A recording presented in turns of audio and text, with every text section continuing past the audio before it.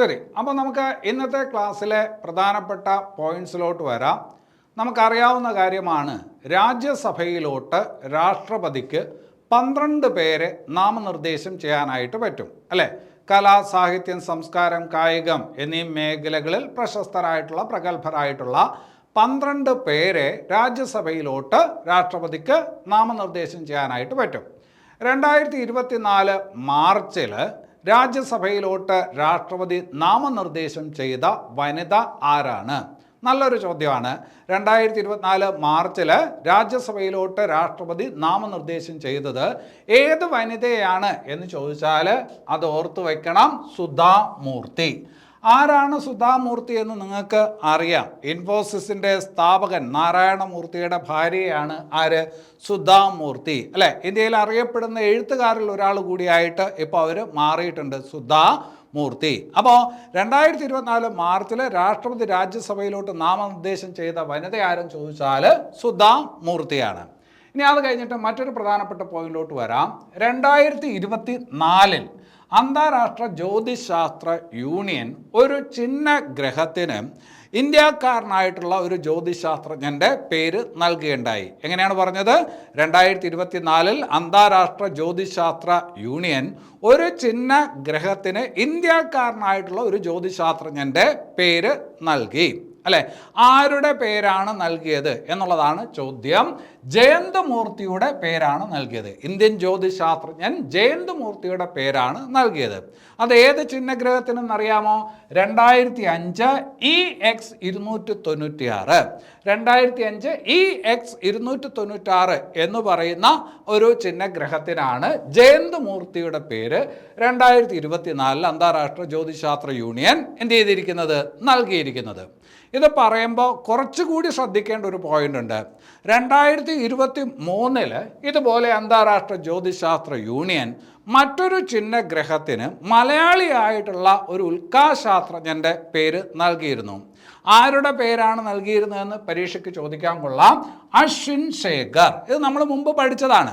അത് 2023 2023 ജ്യോതിശാസ്ത്ര യൂണിയൻ മലയാളിയായിട്ടുള്ള ഒരു ഉൽക്കാശാസ്ത്രജ്ഞൻ്റെ പേര് ഒരു ചിഹ്നഗ്രഹത്തിന് നൽകി. ആരുടെ പേരാണ് നൽകിയത്? അശ്വിൻ ശേഖറിൻ്റെ പേരാണ് നൽകിയത്. അത് 33928 എന്ന് പറയുന്ന ചിഹ്നഗ്രഹത്തിനാണ് അശ്വിൻ ശേഖറിൻ്റെ പേര് നൽകിയിരുന്നത്. മുമ്പ് പഠിച്ച കാര്യമാണ്. അപ്പോൾ ഈ 2 പോയിന്റ് ഓർക്കുക. 2024 കാര്യമാണ് ജയന്ത് മൂർത്തി, 2023 അത് അശ്വിൻ ശേഖറാണ്. ഇനി അത് കഴിഞ്ഞിട്ട് വേറൊരു ഭാഗത്തോട്ട് വരാം. നമുക്കറിയാം ISRO പല വിധത്തിലുള്ള പരീക്ഷണങ്ങളിലൂടെ മുമ്പോട്ട് പോയിക്കൊണ്ടിരിക്കുകയാണ്. നമ്മുടെ രാജ്യത്തിൻ്റെ അഭിമാനമായി മാറിക്കൊണ്ടിരിക്കുകയാണ്. ഓരോ ഭാരതീയൻ്റെയും അഭിമാനമായിട്ട് ISRO മാറിക്കൊണ്ടിരിക്കുകയാണ് അല്ലേ.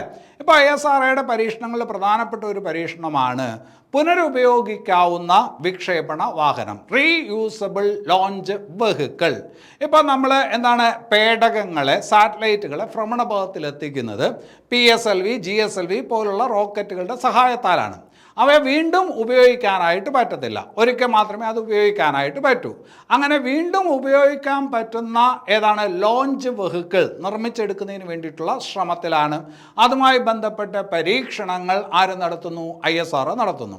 2024 മാർച്ചിൽ പുനരുപയോഗിക്കാവുന്ന വിക്ഷേപണ വാഹനത്തിൻ്റെ ഒരു പരീക്ഷണം ISRO നടത്തി. അത് എവിടെ വെച്ചാണ് നടത്തിയത് എന്നുകൂടി കൂട്ടുകാരെ മനസ്സിലാക്കി വെക്കണം. അതെവിടെ വെച്ചാണ്? ചിത്രദുർഗ എന്ന് പറയുന്ന സ്ഥലത്ത് വെച്ചിട്ടാണ്.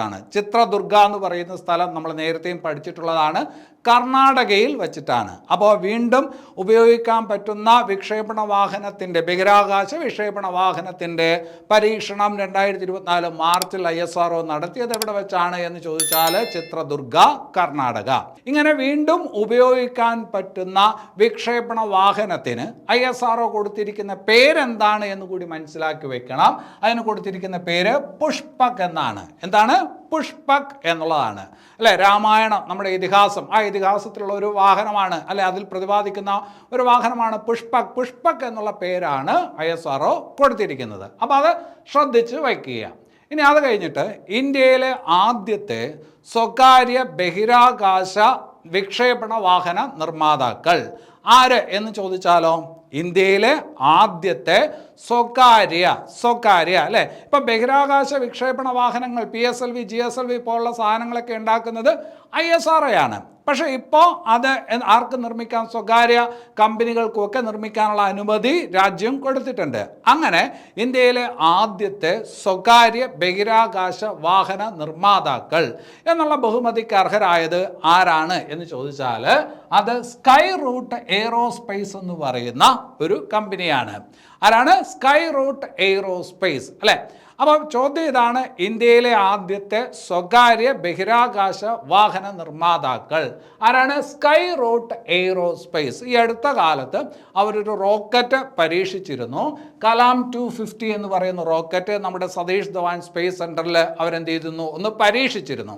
അപ്പോൾ അങ്ങനെ വീണ്ടും അത് വാർത്തയിൽ വന്നിട്ടുണ്ട്. അപ്പോൾ ഇന്ത്യയിലെ ആദ്യത്തെ സ്വകാര്യ ബഹിരാകാശ വിക്ഷേപണ വാഹന നിർമ്മാതാക്കൾ ആരെന്ന് ചോദിച്ചാൽ സ്കൈ റൂട്ട് എയ്റോസ്പേസ് ആണ്. ഇനി അത് കഴിഞ്ഞിട്ട് വേറൊരു കാര്യത്തിലോട്ട് വരാം. മിഷൻ ദിവ്യാസ്ത്ര ദൗത്യം എന്തുമായി ബന്ധപ്പെട്ടിരിക്കുന്നു എന്ന് ചോദിച്ചാൽ അതൊരു മിസൈൽ പരീക്ഷണവുമായി ബന്ധപ്പെട്ടിരിക്കുന്നു. ഏതാണ് ആ മിസൈൽ പരീക്ഷണം? അതാണ് അഗ്നി 5 മിസൈൽ പരീക്ഷണം അല്ലേ.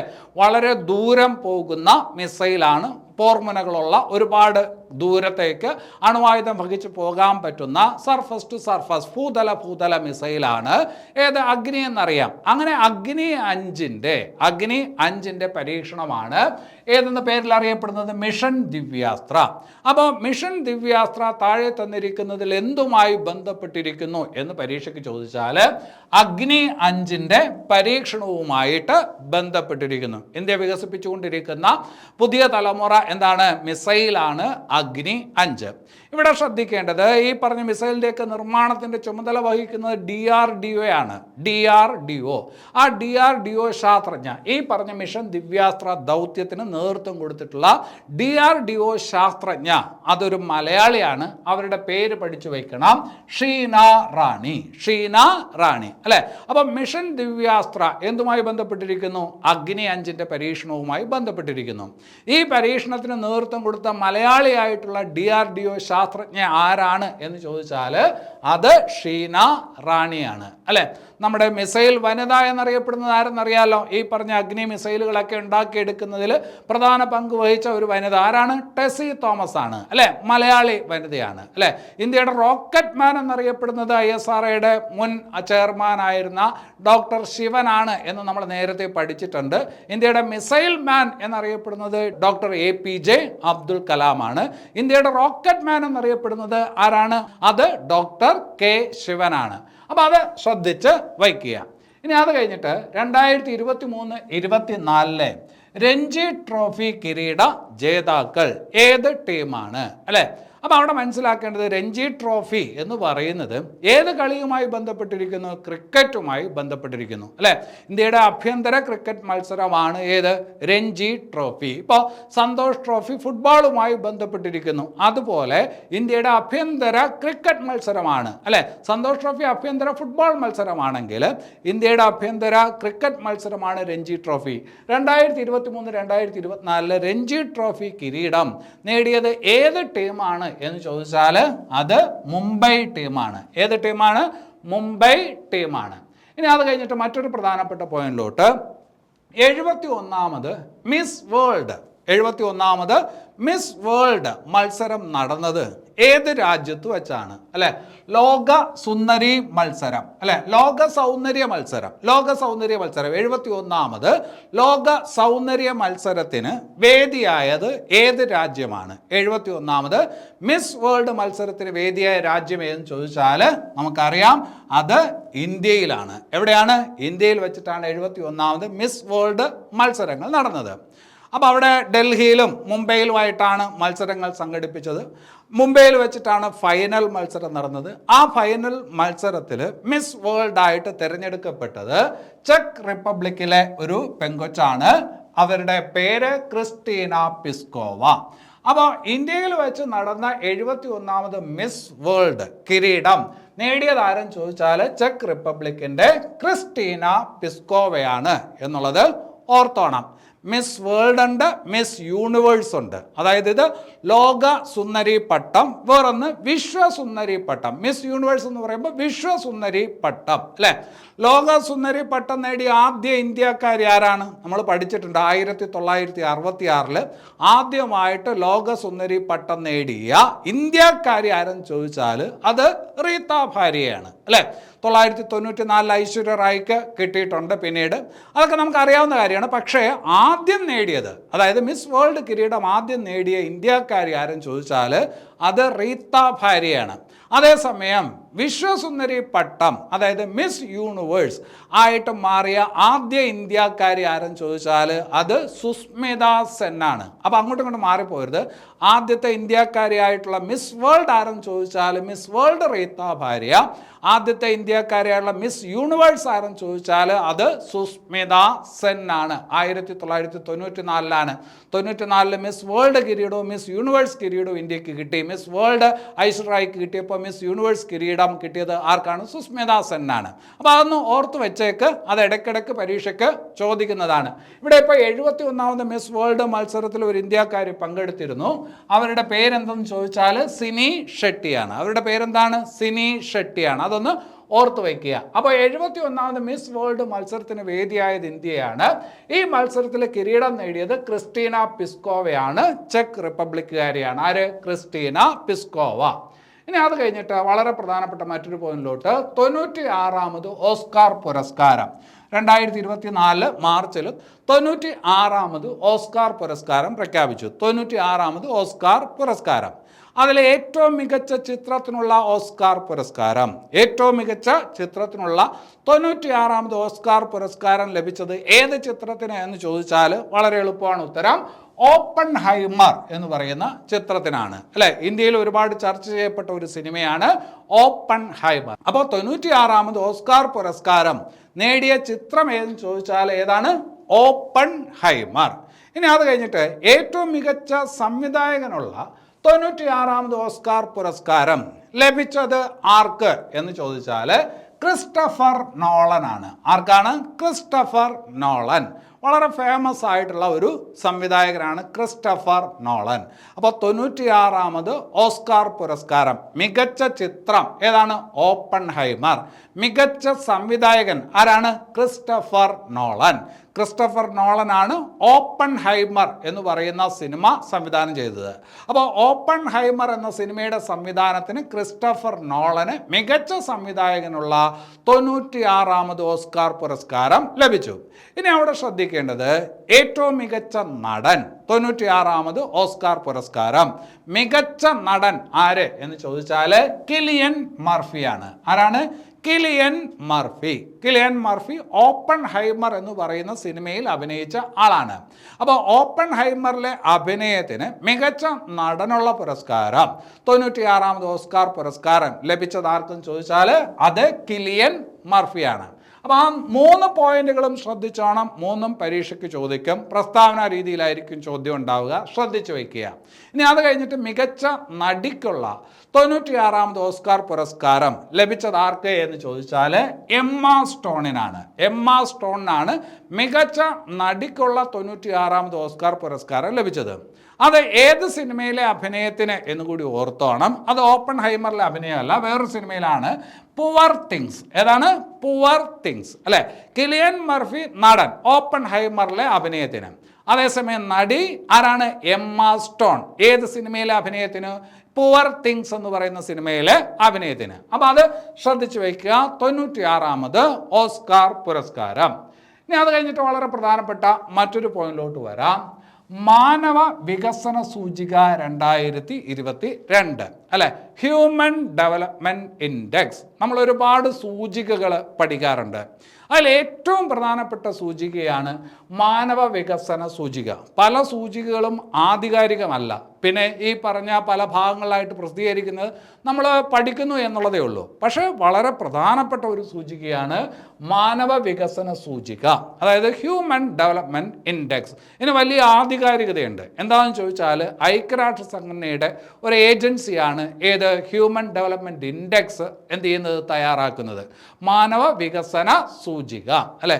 ഓരോ രാജ്യത്തിലെയും മനുഷ്യൻ്റെ നിലവാരം അല്ലെങ്കിൽ അവിടുത്തെ ജീവിത നിലവാരം എത്രയാണ് എന്നുള്ളതിൻ്റെ അടിസ്ഥാനത്തിൽ മാനവ വികസന സൂചിക തയ്യാറാക്കുന്നത് UNDP ആണ്, യുണൈറ്റഡ് നേഷൻസ് ഡെവലപ്മെൻറ്റ് പ്രോഗ്രാം. അപ്പോൾ അത് മാനവ വികസന സൂചിക 2022 പ്രകാരം ഇന്ത്യയുടെ സ്ഥാനം എത്രയാണ്? 180 190 രാജ്യങ്ങളുടെ പട്ടികയിൽ ഇന്ത്യയുടെ സ്ഥാനം എത്ര എന്നുള്ളത് ശ്രദ്ധിച്ചു വയ്ക്കണം, പരീക്ഷയ്ക്ക് ചോദിക്കാൻ കൊള്ളാം. 134 സ്ഥാനമാണ്. മാനവ വികസന സൂചിക 2022 പ്രകാരം ഇന്ത്യയുടെ സ്ഥാനം എത്രയാണെന്ന് ചോദിച്ചാൽ 134 2022 എന്നാണ് പറയുന്നത്. പക്ഷേ അത് ഏറ്റവും റീസെൻ്റ് ആയിട്ടുള്ള ഒന്നാണ്, റിപ്പോർട്ടാണ്. അപ്പോൾ അതുകൊണ്ട് അത് പഠിക്കണം. മാനവ വികസന സൂചിക 2022 UNDP പുറത്തിറക്കുന്ന ഇൻഡെക്സ് ആണ്. അത് പ്രകാരം ഇന്ത്യയുടെ സ്ഥാനം എത്ര? ആ പട്ടികയിൽ 134. ആ പട്ടികയിൽ 1-ാം സ്ഥാനത്തുള്ള രാജ്യം ഏതെന്ന് കൂടി നോക്കണം, സ്വിറ്റ്സർലാൻഡ്. അപ്പോൾ മാനവ വികസന സൂചിക 2022 അത് പ്രകാരം 1-ാം സ്ഥാനത്തുള്ള രാജ്യം സ്വിറ്റ്സർലാൻഡ്. അതേസമയം ഇന്ത്യയുടെ സ്ഥാനം 134. ഇനി അത് കഴിഞ്ഞിട്ട് വേറൊരു സൂചിക, ഇത് UNDPയുടെ സൂചികയല്ല, വേൾഡ് ഹാപ്പിനെസ് ഇൻഡെക്സ് 2024, സന്തോഷ സൂചിക, വേൾഡ് ഹാപ്പിനെസ് ഇൻഡെക്സ് 2024. ഇത് പ്രകാരം ഇന്ത്യയുടെ സ്ഥാനം 180 190 രാജ്യങ്ങളുള്ള ഈ പറഞ്ഞൊരു പട്ടികയിൽ ഇന്ത്യയുടെ സ്ഥാനം എത്രയാണെന്ന് ചോദിച്ചാൽ 126. വേൾഡ് ഹാപ്പിനെസ് ഇൻഡെക്സ് 2024 പ്രകാരം ഇന്ത്യയുടെ സ്ഥാനം 126. ഈ പട്ടികയിൽ ആദ്യ സ്ഥാനത്തുള്ള രാജ്യം ഫിൻലാൻഡാണ്. ഈ പട്ടികയിൽ ആദ്യ സ്ഥാനത്തുള്ള രാജ്യം ഫിൻലാൻഡാണ്. മാനവ വികസന സൂചിക കുറച്ചുകൂടി ശ്രദ്ധിക്കുക, അതിലാദ്യം സ്വിറ്റ്സർലാൻഡ്, ഇന്ത്യ 134. സന്തോഷ സൂചിക അതിലാദ്യം ഫിൻലാൻഡ്, ഇന്ത്യ 126. ഇതുപോലത്തെ ചോദ്യം ഈ അടുത്ത കാലത്തും പരീക്ഷയ്ക്ക് ചോദിച്ചിരുന്നു, അതുകൊണ്ട് ഇതൊന്ന് ശ്രദ്ധിച്ച് വയ്ക്കുക. ഇനി അത് കഴിഞ്ഞിട്ട് ലോക ഉപഭോക്തൃ ദിനം അല്ലേ, നമ്മുടെ മാർച്ച് മാസത്തിലെ കറണ്ട് അഫയേഴ്സ് ആണ് പഠിക്കുന്നത്. ലോക ഉപഭോക്തൃ ദിനമായിട്ട് ആചരിക്കുന്ന ദിവസം ഏതാണ്? മാർച്ച് 15. അതുപോലെ ശ്രദ്ധിക്കണം, ദേശീയ ഉപഭോക്തൃ ദിനം ഡിസംബർ 24. നമ്മൾ പഠിച്ചിട്ടുള്ളതാണ്. ലോക ഉപഭോക്തൃ ദിനം മാർച്ച് 15, ദേശീയ ഉപഭോക്തൃ ദിനം ഡിസംബർ 24. ഇപ്പോൾ ഇങ്ങനെ ദിനങ്ങളൊന്നും ചോദിക്കാറില്ല. ഈ ദിനങ്ങളുമായി ബന്ധപ്പെട്ട് എന്തെങ്കിലും പ്രമേയം ഉണ്ടായിരിക്കും. ഇപ്പോൾ ലോക ഉപഭോക്തൃ ദിനം, ആ ദിനത്തിൽ പ്രത്യേകിച്ച് ഒരു പ്രമേയം ഉണ്ടായിരിക്കും, ഒരു തീം ഉണ്ടായിരിക്കും. ആ തീമാണ് സാധാരണഗതിയിൽ ഇപ്പോൾ പരീക്ഷയ്ക്ക് എപ്പോഴും ചോദിക്കുന്നത്. അതുകൊണ്ട് മാർച്ച് 15 ലോക ഉപഭോക്തൃ ദിനം 2024 ലോക ഉപഭോക്തൃ ദിനത്തിൻ്റെ പ്രമേയം എന്താണ് എന്നുള്ളതായിരിക്കും മിക്കവാറും പരീക്ഷയ്ക്ക് ചോദിക്കുന്നത്. ലോക ഉപഭോക്തൃ ദിനം 2024 പ്രമേയം എന്താണെന്ന് ചോദിച്ചാൽ fair and responsible AI for consumers. Fair and responsible AI എന്ന് പറഞ്ഞാൽ എന്താണ്? നിർമ്മിത ബുദ്ധി. ഫോർ കൺസ്യൂമേഴ്സ് എന്നുള്ളതാണ് 2024 ലോക ഉപഭോക്തൃ ദിനത്തിൻ്റെ പ്രമേയം. ഇനി അടുത്ത പോയിന്റിലോട്ട് വരാം, ലോക വനദിനം അല്ലേ. ലോക വനദിനമായിട്ട് ആചരിക്കുന്ന ദിവസം നമുക്കറിയാം, മാർച്ച് 21, ലോക വനദിനം. 2024 ലോക വനദിനത്തിൻ്റെ പ്രമേയം എന്താണ് എന്ന് ചോദിച്ചാലോ? 2024 ലോക വനദിനത്തിൻ്റെ പ്രമേയം എന്താണെന്ന് ചോദിച്ചാൽ forest and innovation. Forest and innovation, new solutions for A better world. Forest and innovation, new solutions for A better world എന്നുള്ളതാണ് 2024 ലോക വനദിനത്തിൻ്റെ പ്രമേയം. ലോക വനദിനമായിട്ട് ആചരിക്കുന്ന ദിവസം ഏതാണ്? മാർച്ച് 21. അങ്ങനെയാണെങ്കിൽ മാർച്ച് 22 ലോക ജലദിനം എന്ന് നമുക്കറിയാം അല്ലേ. ലോക ജലദിനമായിട്ട് ആചരിക്കുന്ന ദിവസം ഏതാണ്? മാർച്ച് 22. അപ്പോൾ 2024 ലോക ജലദിനത്തിൻ്റെ പ്രമേയം എന്താണെന്ന് ചോദിച്ചാൽ water for peace. Water for peace അല്ലേ. ലോക ജലദിനത്തിൻ്റെ പ്രമേയം 2024 ലോക ജലദിനത്തിൻ്റെ പ്രമേയം എന്താണെന്ന് ചോദിച്ചാൽ വാട്ടർ ഫോർ പീസ് എന്നുള്ളതാണ്. പരിസ്ഥിതി ശാസ്ത്രമൊക്കെ നിങ്ങൾക്ക് പഠിക്കാനുണ്ടെങ്കിൽ അതിൻ്റെ ഭാഗമായിട്ടൊക്കെ ഈ ചോദ്യം ഉണ്ടാവും, ശ്രദ്ധിച്ചു വയ്ക്കുക. അപ്പോൾ ലോക ജലദിനം മാർച്ച് 22, 2024 ലോക ജലദിനത്തിൻ്റെ പ്രമേയം എന്താണെന്ന് ചോദിച്ചാൽ വാട്ടർ ഫോർ പീസ് എന്നുള്ളതാണ്. ഇനി അത് കഴിഞ്ഞിട്ട് ലോക കാലാവസ്ഥാ ദിനം. ലോക കാലാവസ്ഥാ ദിനം നമുക്കറിയാം മാർച്ച് 23 അല്ലേ. മാർച്ച് 23 ലോക കാലാവസ്ഥാ ദിനം, മാർച്ച് 21 വനദിനം, മാർച്ച് 22 ജലദിനം, മാർച്ച് 23 കാലാവസ്ഥാ ദിനം, മാർച്ച് 24 ക്ഷയരോഗ ദിനം, അതായത് ക്ഷയരോഗ നിർമ്മാർജ്ജന ദിനം, മാർച്ച് 24. ഇതൊക്കെ സാധാരണ പിള്ളേർ പഠിച്ചു വെക്കുന്ന സാധനമാണ്. മാർച്ച് 21, 22, 23, 24.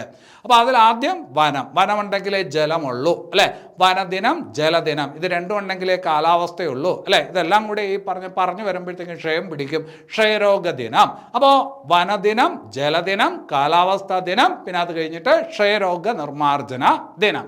ഇവിടെ ഇപ്പോൾ പറഞ്ഞത് ലോക കാലാവസ്ഥാ ദിനമായിട്ട് ആചരിക്കുന്നത് മാർച്ച് 23. 2024 ലോക കാലാവസ്ഥാ ദിനത്തിൻ്റെ പ്രമേയം എന്താണ്? 2024 ലോക കാലാവസ്ഥാ ദിനത്തിൻ്റെ പ്രമേയം എന്താണെന്ന് ചോദിച്ചാൽ at the front line of climate action, at the front line of climate action എന്നുള്ളതാണ് ലോക കാലാവസ്ഥാ ദിനത്തിൻ്റെ പ്രമേയം. അപ്പോൾ ഇതൊക്കെ ഒന്ന് കേട്ട് വച്ചിരുന്നാൽ മതി, നമുക്ക് ചോയ്സ് എന്തായാലും ഉണ്ടല്ലോ, അത് കാണുമ്പോൾ നമുക്ക് മനസ്സിലാവും. അപ്പോൾ at the front line of climate action എന്നുള്ളതാണ് 2024 ലോക കാലാവസ്ഥാ ദിനത്തിൻ്റെ പ്രമേയം. ഇനി അത് കഴിഞ്ഞിട്ട് അവിടെ കാലാവസ്ഥയുടെ കാര്യം പറഞ്ഞപ്പോൾ ഒരു കാര്യം കൂടി അവിടെ മനസ്സിലാക്കി വെക്കണം. 2024 കാലാവസ്ഥാ ഉച്ചകോടി, 2024 കാലാവസ്ഥാ ഉച്ചകോടി, അത് ചിലപ്പോൾ കാലാവസ്ഥാ ഉച്ചകോടി എന്ന് തരത്തില്ല, COP29 എന്നായിരിക്കും കൊടുത്തിരിക്കുന്നത്, അതായത് COP29. ഈ അടുത്ത കാലത്ത് നടന്ന പരീക്ഷയ്ക്ക് ചോദിച്ച ഒരു ചോദ്യമാണ്, അത് കഴിഞ്ഞ വർഷത്തെയാണ് ചോദിച്ചത്. 2024 കാലാവസ്ഥാ ഉച്ചകോടി അഥവാ COP29. ഇപ്പോൾ അടുത്ത് ചോദിച്ചെന്താണ്? COP28, അതായത് 2023 കാലാവസ്ഥ ഉച്ചകോടി COP28 നമ്മൾ പഠിച്ചിട്ടുണ്ട്. അത് നടന്നത് ദുബായിൽ വെച്ചിട്ടാണ് അല്ലേ, അത് നടന്നത് ദുബായിൽ വെച്ചിട്ടാണ്. അതേസമയം 2024 കാലാവസ്ഥ ഉച്ചകോടി COP29 അതിൻ്റെ വേദി ഏതെന്ന് ചോദിച്ചാൽ ബക്കുവാണ്. ബക്കു, അസർബൈജാൻ എന്ന് പറയുന്ന രാജ്യത്തിൻ്റെ തലസ്ഥാനമാണ് ഏത്? ബക്കു. അപ്പോൾ അത് ഓർത്ത് വയ്ക്കുക. 2024 COP29 കാലാവസ്ഥ ഉച്ചകോടിയുടെ വേദി ബക്കു, അസർബൈജാൻ. ശരി, ഇനി അത് കഴിഞ്ഞിട്ട് ലോക ഹെപ്പറ്റൈറ്റിസ് ഉച്ചകോടി, ലോക ഹെപ്പറ്റൈറ്റിസ് ഉച്ചകോടി അല്ലേ.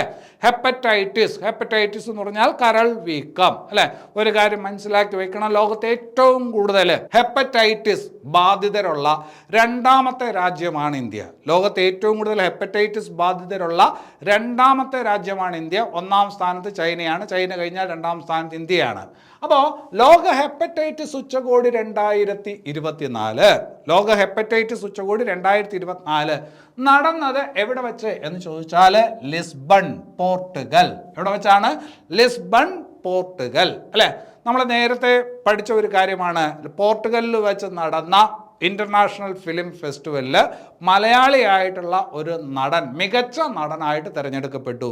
ആര് എന്ന് നമ്മൾ പഠിച്ചിട്ടുണ്ട്, ടോവിനോ തോമസ് അല്ലേ. അത് ലിസ്ബണിൽ വെച്ച് നടന്ന ഇൻ്റർനാഷണൽ ഫിലിം ഫെസ്റ്റിവലിലാണ് ടോവിനോ തോമസിന് മികച്ച നടനുള്ള അംഗീകാരം ലഭിച്ചത്. 2024 കറണ്ട് അഫയേഴ്സിൽ നമ്മൾ പഠിച്ചതാണ്. അപ്പോൾ ഇവിടെ ഇപ്പോൾ പറഞ്ഞത് ലോക ഹെപ്പറ്റൈറ്റിസ് ഉച്ചകോടി 2024 അതിൻ്റെ വേദി ലിസ്ബൺ, പോർട്ടുഗൽ. ഓർത്ത് വയ്ക്കുക. ഇനി അത് കഴിഞ്ഞിട്ട് വളരെ നല്ല ഒരു ചോദ്യം, ഗർഭഛിദ്രം ഭരണഘടനാ അവകാശമാക്കിയ രാജ്യം ഏതാണ്? വളരെ പ്രധാനപ്പെട്ട ഒരു തീരുമാനമാണ്. ഗർഭഛിദ്രം ഭരണഘടനാ അവകാശമാക്കിയ രാജ്യം ഏതാണ് എന്ന് ചോദിച്ചാൽ അത് ഏത് രാജ്യമാണ്? ഫ്രാൻസ് ആണ്. ഗർഭഛിദ്രം ഭരണഘടനാ അവകാശമാക്കിയ, അതായത് മൗലിക അവകാശമാക്കിയ രാജ്യം ഏതാണ് എന്ന് ചോദിച്ചാൽ അത് ഫ്രാൻസ് ആണ് എന്നുള്ളത് ഓർത്ത് വയ്ക്കുക. ഇനി അത് കഴിഞ്ഞിട്ട് life my story through history, life my story through history 2024 മാർച്ചിൽ പ്രസിദ്ധപ്പെടുത്തിയ ഒരു ആത്മകഥയാണ്.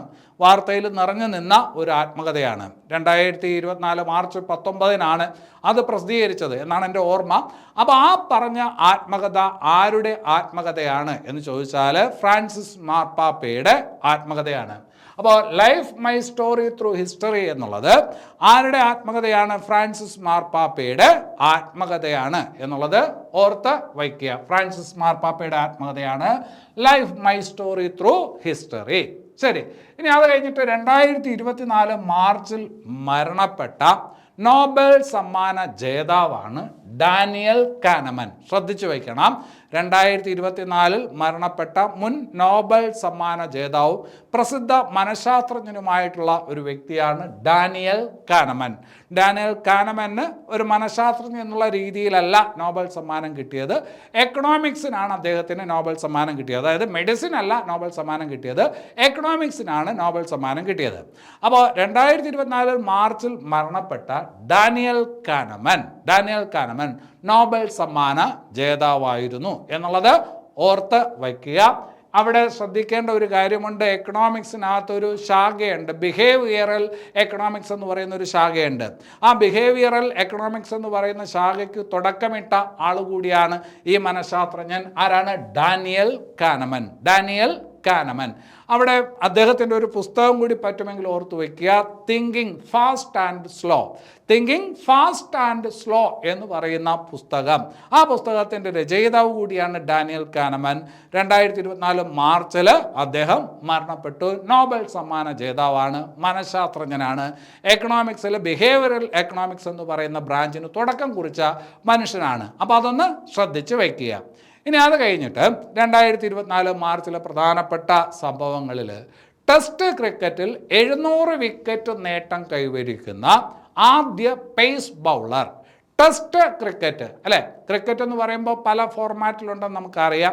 2020 ക്രിക്കറ്റ് ഉണ്ട്, 50 ഓവർ ക്രിക്കറ്റ് ഉണ്ട്, നമ്മൾ ഏകദിന ക്രിക്കറ്റ് എന്ന് പറയും. പിന്നെ ടെസ്റ്റ് ക്രിക്കറ്റ് 5 ദിവസത്തോളം നീണ്ടു നിൽക്കുന്ന ടെസ്റ്റ് ക്രിക്കറ്റ്. അങ്ങനെ 3 തലത്തിലുള്ള ക്രിക്കറ്റ് മത്സരങ്ങളുണ്ട് അല്ലേ. അതിൽ ടെസ്റ്റ് ക്രിക്കറ്റിൽ 700 വിക്കറ്റ് തികച്ച ആദ്യ പേസ് ബോളർ ആര് എന്നാണ് ചോദ്യം. ഉത്തരം ജെയിംസ് ആൻഡേഴ്സൺ. ഇംഗ്ലണ്ടുകാരനായിട്ടുള്ള ബൗളറാണ് ജെയിംസ് ആൻഡേഴ്സൺ. ഇവിടെ തെറ്റ് പറ്റരുത്, അല്ലാതെ ഒരു ചോദ്യം എപ്പോഴും ഈ ഭാഗത്ത് ചോദിക്കാറുണ്ട്. ടെസ്റ്റ് ക്രിക്കറ്റിൽ 800 വിക്കറ്റുകൾ നേടിയ ഏക ബൗളർ ആര് എന്നുള്ള രീതിയിൽ ചോദിക്കും. 700-നേക്കാളും വലുതാണ് 800 അല്ലേ. ടെസ്റ്റ് ക്രിക്കറ്റിൽ തന്നെ 800 വിക്കറ്റ് നേടിയിട്ടുള്ള ഏക ബൗളർ ആരെന്ന് ചോദിച്ചാൽ അത് ശ്രീലങ്കയുടെ സ്പിന്നറാണ്. ശ്രീലങ്കയുടെ സ്പിൻ ഇതിഹാസം ആരാണത്? മുത്തയ്യ മുരളീധരൻ. 800 വിക്കറ്റാണ് ടെസ്റ്റ് ക്രിക്കറ്റിൽ നേടിയിരിക്കുന്നത്. തൊട്ടെന്ന് പറയാൻ പറ്റില്ല, കുറച്ച് പിറകിലാണ് വേറൊരാളുണ്ട്, ഷെയ്ൻ വോൺ. ഈ അടുത്ത കാലത്ത് മരണപ്പെട്ട ഓസ്ട്രേലിയൻ സ്പിന്നറാണ് ഷെയ്ൻ വോൺ അല്ലേ. ഷെയ്ൻ വോൺ 708 വിക്കറ്റ് നേടിയിട്ടുണ്ട്. പക്ഷേ ഇവർ രണ്ടുപേരും സ്പിന്നറാണ് അല്ലേ. നമ്മൾ ബോൾ ചെയ്യുമ്പോഴത്തേക്ക് ഓടി വന്ന് ബോൾ ചെയ്യുന്നതുകൊണ്ട് പേസ് ബോളുണ്ട്, സ്പിൻ ബോളുണ്ട്. അപ്പോൾ ഇവിടെ ഇപ്പോൾ ഇവർ രണ്ടുപേരും സ്പിന്നറാണ്, ഇദ്ദേഹമോ പേസ് ബോളറാണ്. അപ്പോൾ ആദ്യമായിട്ടാണ് ഒരു പേസ് ബൗളർ ടെസ്റ്റ് ക്രിക്കറ്റിൽ 700 വിക്കറ്റ് നേടുന്നത്. ആരാണ്? James Anderson. അപ്പോൾ അതൊന്ന് ശ്രദ്ധിച്ചു വയ്ക്കുക. അപ്പോൾ 2024 മാർച്ച് മാസത്തിലെ വളരെ പ്രധാനപ്പെട്ട കറണ്ട് അഫയേഴ്സ് പോയിന്റ്സ് ആണ് നമ്മൾ പഠിച്ചത്. എല്ലാം പ്രധാനപ്പെട്ടതാണ്, ഒന്നുപോലും ഇതിൽ വിട്ട് കളയാനായിട്ട് ഇല്ല. ഇവിടെ ഞാൻ പറയാത്ത കുറച്ച് കാര്യങ്ങളുണ്ട്, തീർച്ചയായിട്ടും അങ്ങനെയുള്ള കാര്യങ്ങൾ നോട്ട്സിനകത്ത് ഉൾക്കൊള്ളിച്ചേക്കാം.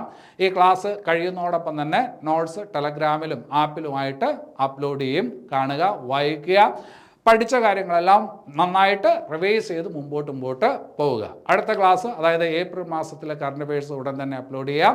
ഈ ക്ലാസ് ഇവിടെ അവസാനിക്കുന്നു. എല്ലാവർക്കും നല്ലത് വരട്ടെ. നന്ദി.